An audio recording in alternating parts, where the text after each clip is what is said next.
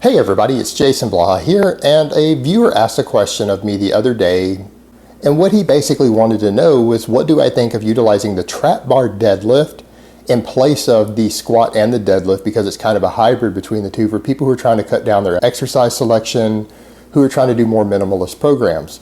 And I think that's a good question because, again, not everyone wants to spend all their time in the gym. We all have different goals. We all have different levels of drive. We all have different amounts of time that we can even afford to dedicate to the gym, or that we're even comfortable spending in the gym. The majority of people out there who lift, even who really do train somewhat hard, aren't obsessed with spending all their time in the gym. So people come up with a lot of minimalist type programs to get the most bang for their buck. In some cases, could using the trap bar deadlift as a replacement for these two exercises be viable? Yeah, absolutely.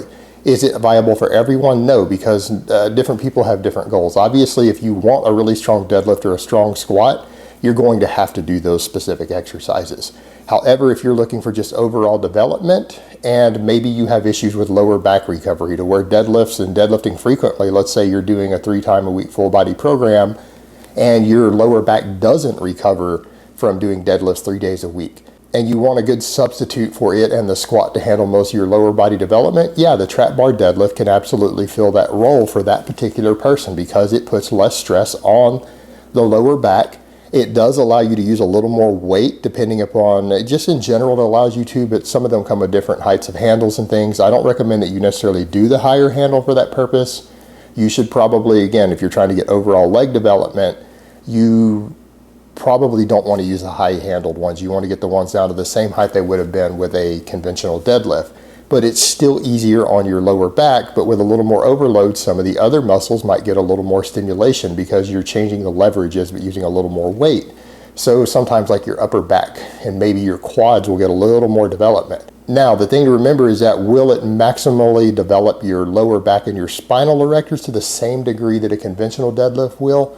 No, it won't. However, will it be good enough for most people's goals if this is what they decide to do instead? Yes, absolutely. And I would say that if a person didn't want to have to incorporate both lifts and they had access to a trap bar deadlift and that's what they wanted to do, there's no reason you couldn't use it for your overall lower body development, and the secondary being it's maybe your secondary exercise for your back in addition to pull-ups or chin-ups or whatever else you're doing. Totally viable option. Is it the best choice for everyone?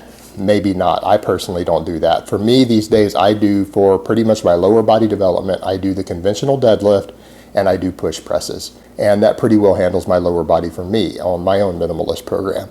But again, I have a very strong lower back. My lower back recovers very, very well, so I have no trouble pulling 3 times a week with a conventional deadlift using a standard barbell. So again, these things come down to personal needs. You guys have to pick and choose what you do. You have to kind of tailor it around your own needs, your own goals, your own recovery. All right, guys, but that's really all I have to say on that today. I hope it's been informative, and I will talk to you guys next time.